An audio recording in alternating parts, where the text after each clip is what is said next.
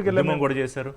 Right. So Pawan Kalyan ఏమన్నారో ఒకసారి చూస్తూ తర్వాత పిఠాపురంలో అప్పుడే అంటే మెజారిటీ ఎంత అనేదే నెంబర్ మొదటి నుంచి కూడా దానికి సంబంధించిన సంబరాలు కూడా మొదలు పెట్టేస్తున్న పరిస్థితి. ఈ డీటెయిల్స్ అన్ని అందించడానికి నా కలీగ్ సతీష్ రెడీగా ఉన్నారు. Satish, over to you.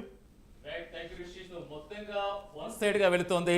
అటు దేశవ్యాప్తంగా ఎన్డీఏ కూటమి దూసుకుపోతుంటే ఇటు ఏపీలో ప్రధానంగా ఎన్డీఏ కూటమి పూర్తి స్థాయిలో దూసుకుపోతోంది.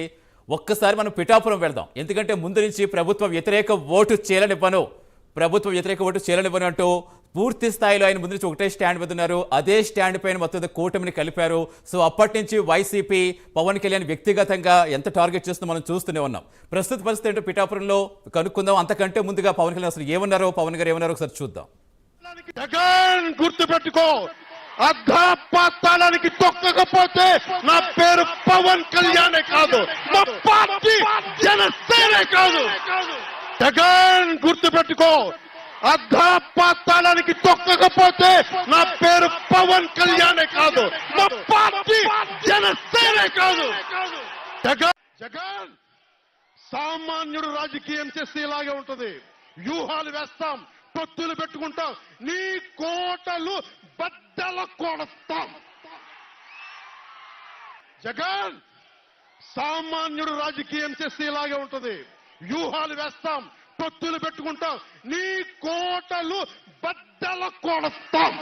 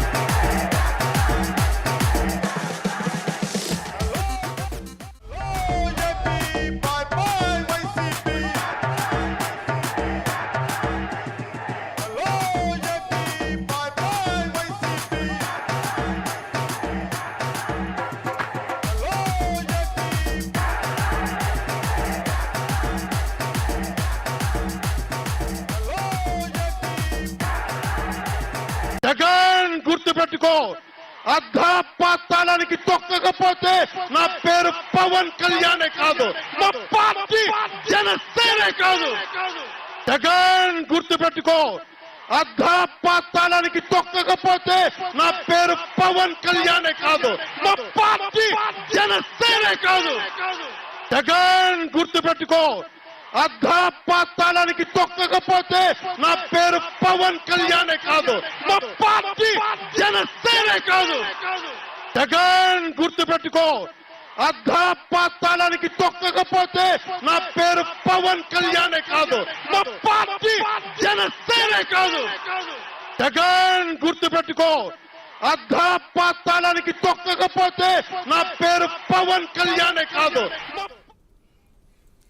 ఎస్, వైసీపీ కోటలు బద్దలు కొడతాం, సామాన్యుడి రాజకీయాల్లోకి వస్తే ఎలా